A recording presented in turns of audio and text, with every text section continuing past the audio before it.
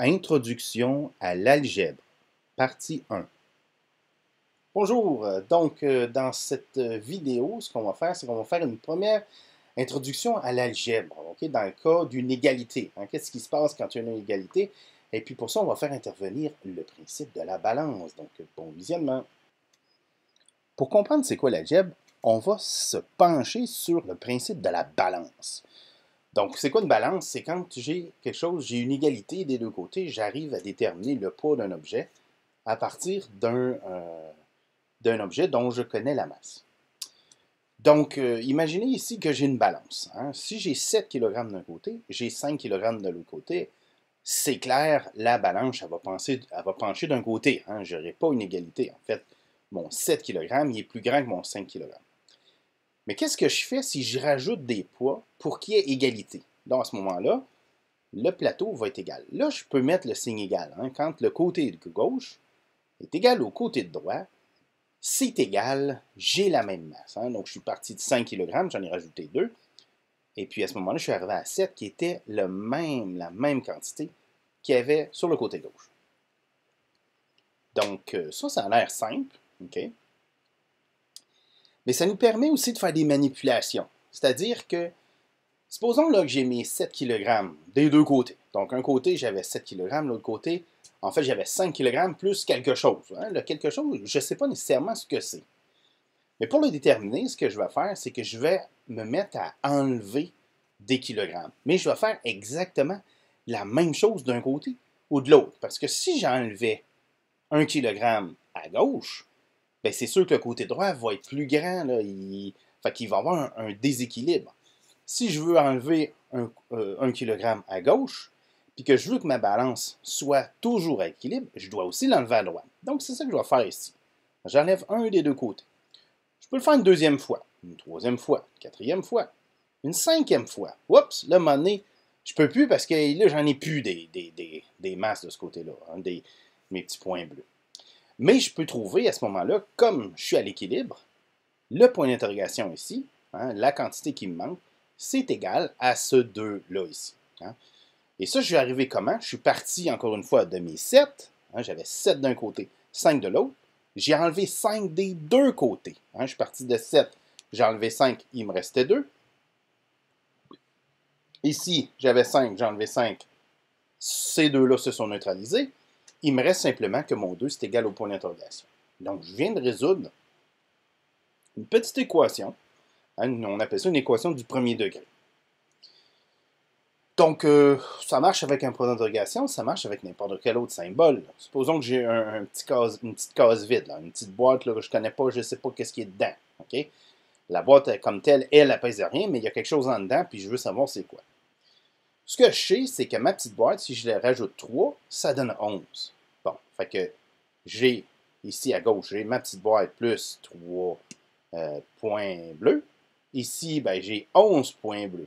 Comment je fais pour savoir c'est quoi ma petite boîte? Ben, je vais me mettre à enlever des points bleus autant que je peux, à gauche et à droite. Donc, j'en enlève 3 de deux côtés, parce que là, ici, j'en avais 3. J'ai été capable de les enlever les 3. J'ai fait la même chose de l'autre côté parce que je veux rester à l'équilibre. Donc, je découvre que ma petite boîte, c'est quoi? Ben, c'est 1, 2, 3, 4, 5, 6, 7, 8. C'est 8 qui est exactement 11 moins 3. Okay?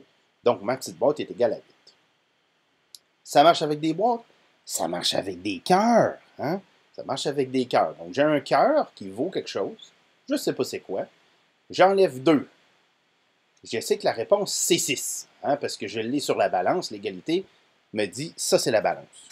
Là, il faut que je neutralise mon 2. Ben, c'est sûr que s'il me manque 2, pour le neutraliser, il va falloir que je rajoute 2. Donc, c'est pour ça qu'ici, mes petits points, là, ici, j'ai des petits points vides, des petits points blancs. Puis là, ici, j'ai des petits points, des petits points plein. Donc, qu'est-ce que je vais faire? Je vais faire le contraire. Je veux me débarrasser de tout ça pour avoir mon petit cœur tout seul d'un côté de la balance pour savoir qu'est-ce que ça pèse. Donc, je vais me mettre à rajouter à ce moment-là des petits points bleus. Donc, parce que j'ai moins 2 plus 2, je sais que les deux ensemble, ça va faire 0. En fait, quand je peux bien les mettre ensemble, là, tchouk, ça disparaît. Okay? Puis de l'autre côté, ben, j'avais 6, puis j'ai rajouté 2. Donc, je suis rendu à combien? Je suis rendu à 8. Donc, mon petit cœur, qui est égal à 8. Okay? Donc, ça, c'est encore là le principe de la balance qui me permet de faire ça. Ça marche avec des cœurs, ça marche aussi avec des lapins. Hein, ici, j'ai 2 lapins d'un côté. De l'autre côté, j'ai un lapin plus 4. Okay? Puis là, je veux savoir, ben, un lapin, ça vaut combien? Ben, je vais me mettre à enlever un lapin de chaque côté de ma balance. Et si je le fais, ben, il me reste que mon lapin est égal à 4. Hein, parce que là, j'en ai enlevé un d'un côté, je l'ai enlevé de l'autre côté. Mon lapin est égal à 4.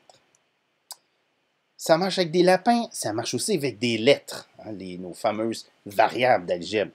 Donc, si d'un côté, j'ai x plus x moins 3, et de l'autre côté, j'ai x plus 2, je peux enlever la même chose des deux côtés. Donc, je vais commencer à enlever dx. Donc, j'enlève un x. Qu'est-ce que ça me donne? Ça me donne x moins 3 d'un côté est égal à 2. Hein, parce que de l'autre côté, à droite, le x est neutralisé avec le moins x qui est disparu.